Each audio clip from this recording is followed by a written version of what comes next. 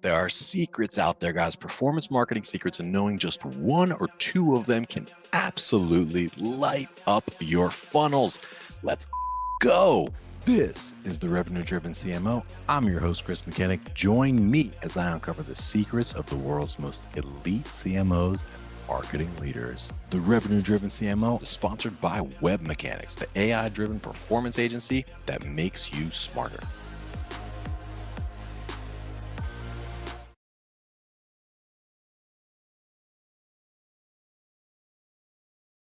Our audience is all about those closely held secrets that you don't like to share that freely because they're that powerful, but you're going to share one with us anyway. I know. Why don't you lay it on us? What's been one of your biggest secrets to success in marketing? Well, the fact that I have been continuously innovating, because you cannot be still. And this is something which I discovered when I entered the web many, many years ago, 27 years ago. Advertising was very static knowledge. It never moved too much. Mhm. But the web has been a bit of a roller coaster in that sense. Oh yeah. It's evolving every 6 months, or probably sometimes I even feel it's evolving every 3 months. Oh yeah. Uh-huh. Yeah. So how do you stay on top of that? How do you stay So, ahead? so, so it's basically reinventing yourself, throwing out the garbage, sort of, so to speak, every now Mhm. and then. Mhm. So, throw out the past and take in new stuff. And you have to be on a continuous cycle for that, because technology changes, marketing changes, everything changes. Yeah. So how do you do that? Is that just like a mental thing of like, Yeah, hey, I tossing think out the I past? think I'm geared to mentally towards learning new things. So Mm. you need to have it in your psyche to be doing it. Mhm. It is, I think, something which is innate. You have to be curious. You have to be probably a generalist Yeah. rather than be focused in just one area. Mhm. For many years, I ran an agency. Therefore, you needed to know creative, you needed to know tech, whether you liked it or not, you needed to know. Otherwise, you were not in control. Oh yeah. Okay. And you needed to know marketing any which ways. So, over the years, I've cultivated many such interests, which I'm trying to harness at this age, so to speak. Mhm. Well, it seems like you're doing a phenomenal job. I mean, you are on the bleeding edge of Yeah. AI. Yeah. Tell us a little bit about your AI journey. Like, when did Yeah. you first get into it? Okay. We started with AI because we were in the content business for a long time. Mhm. And we were looking at ways in which we could supplement our own team efforts, or speed up certain things, or improve our way of working with external professionals.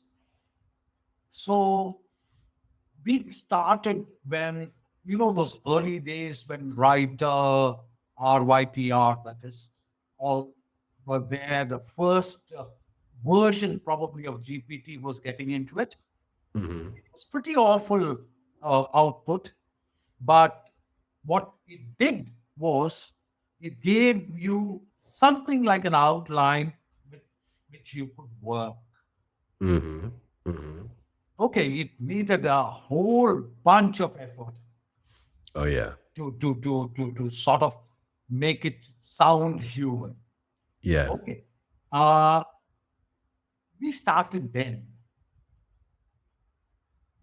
And I've seen the gradual improvement in AI. And in and what happened with those tools was you couldn't modify the prompts. You had to take what they gave you. Mhm. Mhm. It was only when Chat GPT started in November 22 that you could start experimenting with prompts.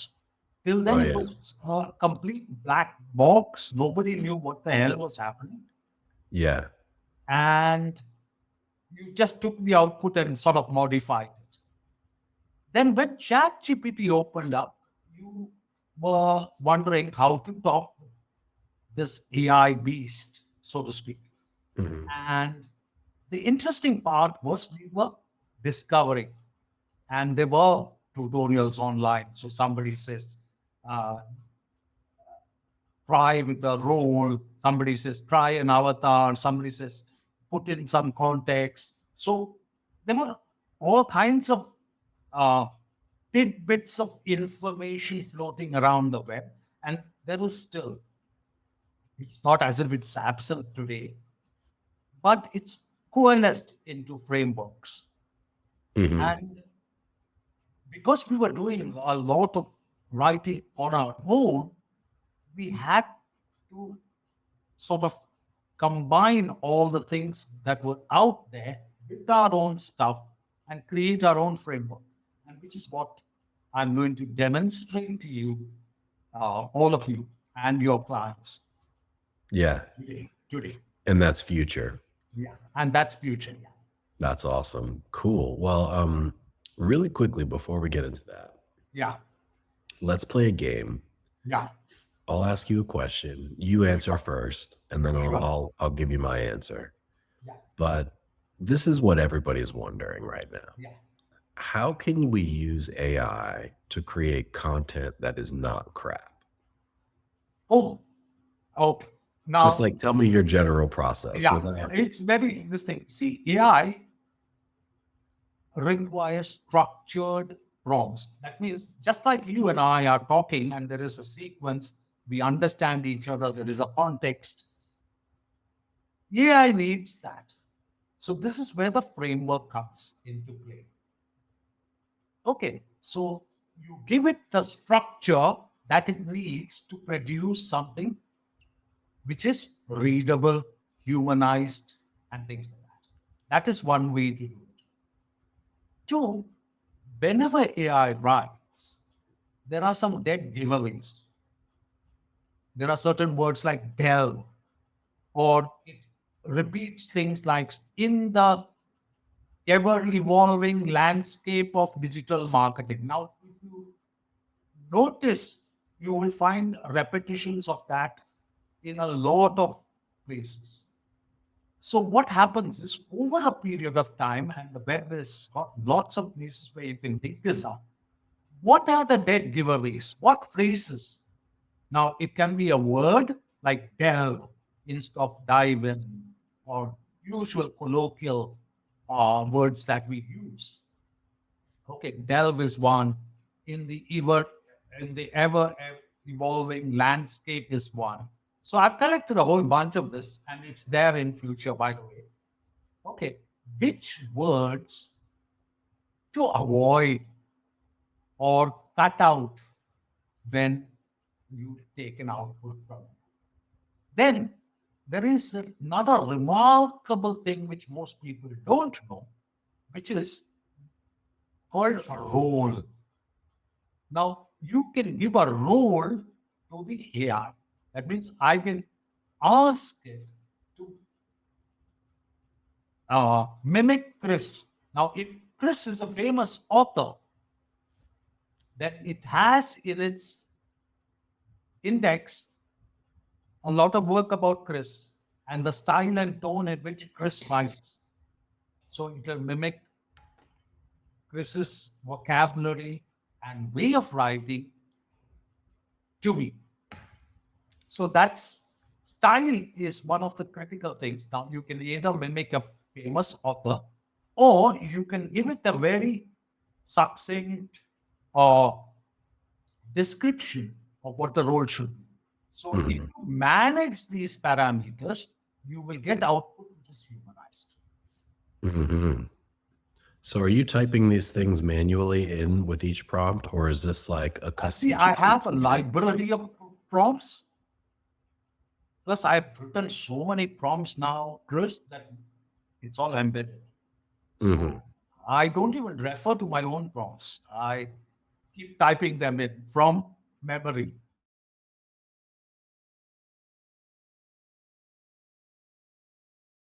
What's one of Thank your you. big secrets to success? Yeah, I mean, it's a great question. When you asked me this the first time, I had to think about it. I'm like, wow, I don't know if it's a secret really, but I'll tell you my approach. And really, my approach has always been to really take a look at the data that your customer experience or your company generates and really find ways to optimize and create feedback loops within your systems so that you can get real actionable insights out of some of that information. And while that seems pretty basic, I find that in practice, it's actually a little bit harder to do. And also in practice, people tend to think that that means I get a monthly report on demographics, or I get a dashboard in a PowerPoint presentation in something that I can see. And then I go off and I talk to my content team and I talk to these people and I talk to those people and I get everybody's opinion about what all this means. And to be fair, there is some of that. But my entry into digital marketing, into marketing as a sort of professionalized sport, really came through CRM. And when I was at Kimberly Clark 100 years ago, back when I was selling, toilet paper and hand sanitizer to people, I worked with a gentleman by the name of Zim Zimmerman, who really showed me how much data is in a CRM and how much information is just sitting there waiting to be activated. And for him, that activation was not about showing it to all the other marketing people in the room. It was about showing it to the machines and the algorithms that were being developed so that they could learn something from it and then help you scale your performance media or help you scale your messaging, so that these very powerful tools that were coming online at that time could decide what is the best message to show a human being based on where they were in their customer journey, based on where they were in their buying process, that made sense for them to take the next best action. And he painted this beautiful, complicated picture for me, and I got hooked. And I was like, wow, that's really, really clever. And I've been trying to take these data sets or generate these data sets, and the data has become more rich and more enhanced over the last several years, and really activate them, not just for me so that I can read them, but so that my robots can do it, right? Like I did a keynote a couple of years ago about being a robot tamer, and really taking that information and feeding it back into the algorithms, feeding it back into my MarTech engine, feeding it back into my ad tech engine, and letting some of this very powerful, sophisticated machinery do some of the lifting for scale and speed. And it's gone okay. Like it's been a bit of a ride. It's gone okay. I mean, that sounds like an understatement. But hold up. So this is Kimberly Clark 100 years ago doing this, and I'm looking at your LinkedIn right now. It looks like, what was it, circa 2013-ish? It feels like 100 years ago. That's pretty impressive, though. I mean, that seems like, I don't think We anybody was doing this back in those days. I think that's really a lot of it, right? Taking advantage of some of the new tech and really finding creative ways to do it. And, we were doing stuff when Marketo was just a batch and blast platform. And I think Pardot was still figuring out what their logo looked like. We were trying to push really as far as we could in some of these machines, really beyond the limits of what they were capable of doing, but getting them right to that brink. And it's because there was this idea that people, no matter where they are arriving at a moment with an organization, arriving on a digital, like a landing page or a piece of content download, with some kind of intrinsic motivation, some sort of need that they're trying to get met. And you can ask them point blank, like, pick your need on a drop down menu, and that's a very specific way to do it. Or you can look at not what they think they need, but what their actions suggest that they need. Like, hey, I want to hear about this kind of content, but I'm also looking at a lot of this other stuff. I don't want to talk to you about it right now, but I'm gonna go investigate in your website. I'm gonna go read your landing pages. I'm gonna attend your webinars. I'm gonna go to your events.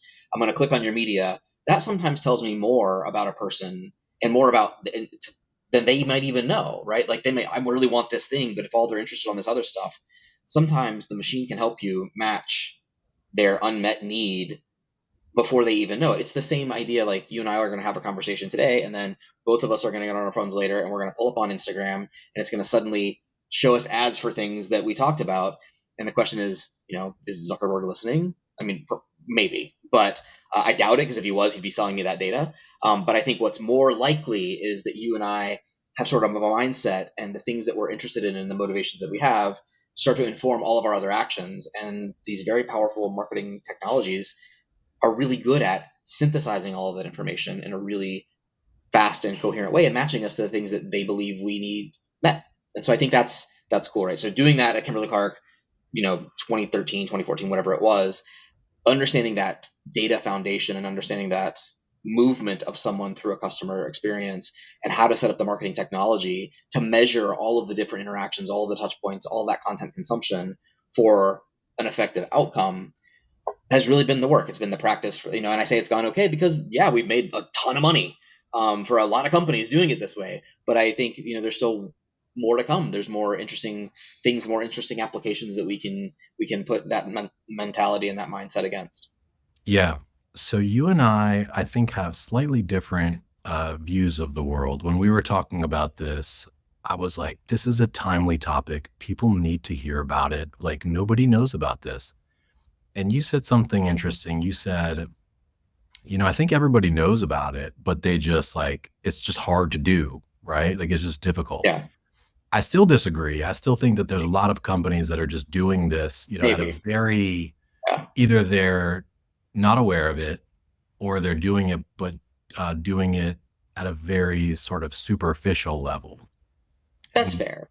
like a superficial level would be something like, hey, you're in platform, right? And, you're driving to a landing page with a form. Every advertiser, for the most part, every advertiser is going to fire a conversion when somebody fills out that form. Yep. But a superficial way to do it would be selectively firing that conversion. So for instance, like, only fire it when it's an engaged session, right? Like, Right. only fire it when they viewed more than one page or stayed for more than a minute. Like, that'd be superficial. I think like folks are hip to that. I would still say that most folks aren't even really aware of the level that you were doing it 10 years ago. But Yeah. but why do you think that, I mean, the awareness factor of it aside, why do you think that so few are doing this? It's a great question. If I had the really crisp answer to that, I'd write a book, and then this would be a much more expensive podcast. I I think think, realistically, I think the people, the folks that I talk to, they know that this is possible, but how do you get started is really, really tricky, right? And how do you break the inertia in an organization? And I think that's really hard, right? We talked a little bit about, this is to some degree a different way of doing things, a different new method of doing things for a lot of companies. It's been around for a little while, but the practitioners of it are not, you know, far scattered. There's a few of us, and we try really, really hard. And from my perspective, a lot of that has to do with people wanting to take risks and people having a pattern of behavior and sort of corporate inertia, right? People don't want to change something.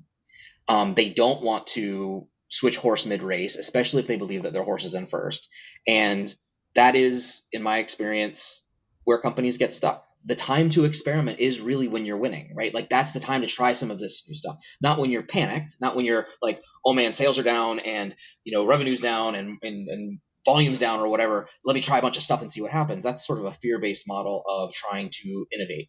And innovation out of fear, it can work, I believe. I've not seen a ton of it myself, but I don't want to preclude it from existing. But in my experience, innovating when you're winning, trying new things when you're starting to get a little bit of success, and then not going, okay, that one thing worked, let me latch onto that one thing and ride that until it stops working. It's like, let me latch onto this one thing, let me ride that, and while I'm riding this, let me peel off a little bit and go experiment over here too, and see if I can find an even faster, better vehicle to get where I'm going. And I think that's probably hard. It's hard for executive teams. It's hard for my counterparts to get that. They're like, why would we change that? We're already successful. And it's like, well, because you could be even more successful. You never know.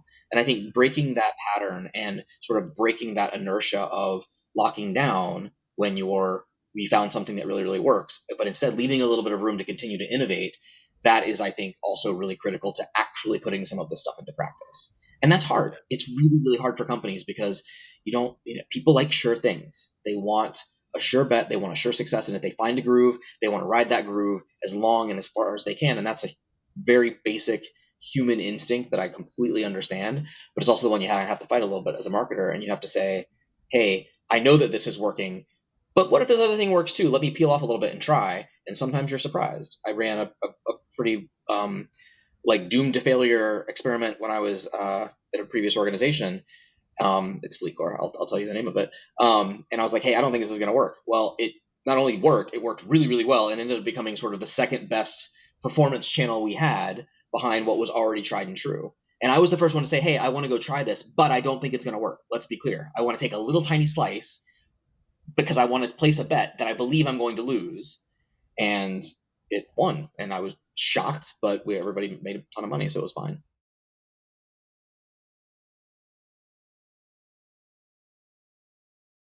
What would you say is one of your big secrets to success? Well, I grew up in my career. So I actually started my marketing career as a marketing intern in the late 90s. Wow. And yes, it's granted me an amazing opportunity. And we can talk more about marketing talent, but it's something I've become very passionate about, investing in early stage career talent, because it really paved the way for me to have this amazing career. And I started in that very first role as an intern working with partners. Hmm. And it has become one of the critical success factors, my secret sauce, if you will, that's differentiated me as a marketer and ultimately led me to become a CMO, Yeah. is my experience in working with partners, and specifically operationalizing partner relationships to drive revenue. Yeah, right, right. I think it happens sometimes where you'll have a lot of partners, but not necessarily be monetizing them. Yeah. Tell us more though. When you say partners, are you talking about like referral partners, partners with other software companies, partners with platform, like what, how do you think Well, about the we're partnership all of the ecosystem? above, all of the above. And in fact, it's really it's evolved over all these years, especially, when I started my career in the late 90s, we were all on premises software. So, early in my career, it was partners that were selling, servicing different technology alliances, or going back to my first part of my career, we were OEMing. So I worked for Crystal, for those that are in the technology space and know it. This was a reporting product that we had as an OEM in Microsoft products. It was a great seed strategy. And then, growing through the last 20 plus years of my career, it's really evolved to different types of partners like managed service providers, Mhm. all of the cloud hyperscaler partners like the AWSs and the Google Clouds and Microsoft Azures, a lot of the strategic global systems integrator relationships, and still, in addition, all of the partners that are helping sell, refer, and provide services on all the software that I've represented in all the great vendors I've worked for. Yeah. So, I guess what makes you so good at it, for lack of a better way to say it? Like how, so, suppose you've got two partnership minded executives, one's really successful, one like not so successful. Like what separates the really good approach to partnerships versus the mediocre or not so good? Oh, that's such a great question. I think much like the customer first mindset, having a partner first mindset is something that I've prided myself on bringing to the equation, and that I've seen in all the great successful folks that have worked for me and with me in my career. So really taking the mindset of how do we make value out of this relationship for both us as our vendor, as well as for the partner, and ultimately providing real customer value where the value of both solutions together is incrementally greater. For the 1 + 1 is greater than 2 kind of equation. Yeah. And then I think there's an element of liking challenges and being creative and solving challenges. There's a lot of sort of seeing what's possible, particularly when you're forging relationships from the early stage where you're really creating that joint value proposition, a joint solution or offering, and then bringing it to market. And it can be so impactful. I mean, I've been part of, building cloud hyperscaler relationships at Splunk, for example, with AWS, from literally the beginning to booking hundreds of millions in ARR for the company. So Wow. it can be so rewarding when that flywheel starts to really kick in. And in my experience, you referenced some of the stages of growth that I've been through, and that's really what my sweet spot is coming into an organization at a few hundred million in ARR, and then building it to larger scales, a billion, 2 billion, and beyond. And a lot of that is that these partnerships, when you really operationalize them well, can really supercharge that growth at scale. And that's a wrap. Thanks for joining us here today. For show notes and other episodes, visit us at revenue-drivencmo.com. That's revenue-drivencmo.com. And hey, exclusive for listeners of this podcast, Web Mechanics will do 10 to 20 hours of work for you for free. Literally no sales calls, no BS. Just give them a problem and they will put a team to work for you for free for 10 to 20 hours. Even if you're already a client, if you're struggling with demand gen, lead gen, SEO, SEM, Google ads, LinkedIn ads, conversion optimization, if you can't get Facebook or Meta ads to work for the life of you, or you can't figure out attribution, Web Mechanics will take a good hard look at whatever problem you give them, whatever programs you put in front of them, and they will give you an objective, informed opinion, plus some advice from 10 to 20 hours of senior level attention. And that's just because you're a listener of this podcast. So I would suggest take them up on this offer. It's ridiculous. Go to revenue-drivencmo.com/free, fill out the 2-minute form, and you will not regret it. Literally zero downside, unlimited potential for growth. So do yourself a favor, revenue-drivencmo.com/free, no hyphens, no punctuations. You will be happy about that decision.